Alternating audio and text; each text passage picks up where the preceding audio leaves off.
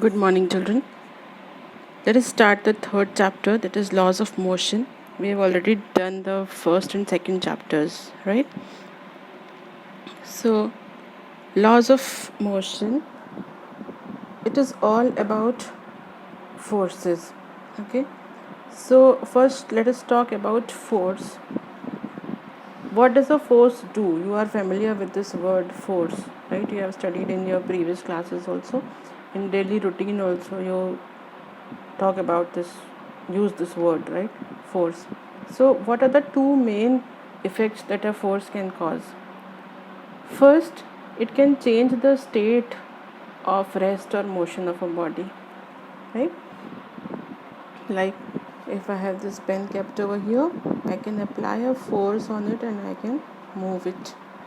Or if it was moving, I can just apply a force and bring it into a state of rest, right? So applying a force can either bring a body from its state of rest to motion or from the state of motion to rest, right? Another effect that a force can cause, that is it can change the shape and size of a body, right? It may uh, change the size also or shape also. Okay, like when you apply a force on a rubber band and you pull it, you change the size of it. And have you played with the clay thing? You can just apply force and turn it into different shapes, right? So these are the two effects of force. So on the basis of this, how do you define force? A force is a physical quantity that changes or tends to change. Means it may happen that you may not be able to change the state. Okay, suppose you have a car standing on the parking, you want to push it, you may apply force, but you won't be able to do that. In that case, the force you are applying, that is tending to change the state of motion, or state of rest, right? So tending means the force is trying to do that, right? So the force may change or tend to change the size or shape or the state of rest or of motion of a body, right? So in this way we define force. Now forces are of two types. The broad classification can be contact forces and non-contact forces. As the name indicates, contact forces means those forces which require physical contact to be applied on any body, right? For example, as I just showed you, that if I want to move this pen, I will need to touch it, right? If it is kept over here, I need to move it, and then I have to just touch it. I have to make a physical contact. Okay, so it rolled on itself when I kept it, right? So that is why I was laughing. So but in order to move a thing, you need to apply a physical contact in most of the cases. So those forces where you require a physical contact to apply that force on that body, that type of forces are called contact forces. Then the next one is non-contact forces. There are certain forces which do not require the physical contact. So just take some time. You can pause the video for the time being and just think what sort of forces, what examples you have seen where you have observed contact or non-contact forces. Just think over it. When you have to move some object, when you are applying that force, you need to touch it. And what about non-contact forces?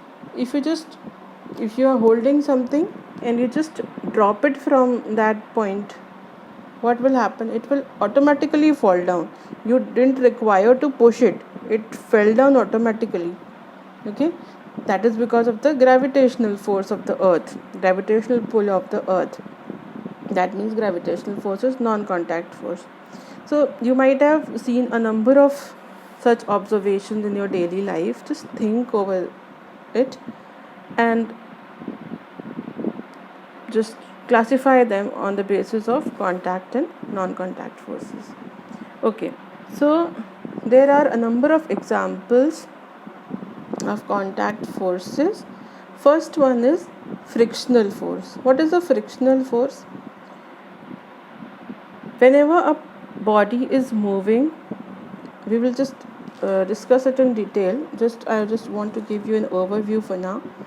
So whenever a body is moving, or say I am just sliding this book on the table, what will happen? The table will be exerting a force in the opposite direction of motion on this book.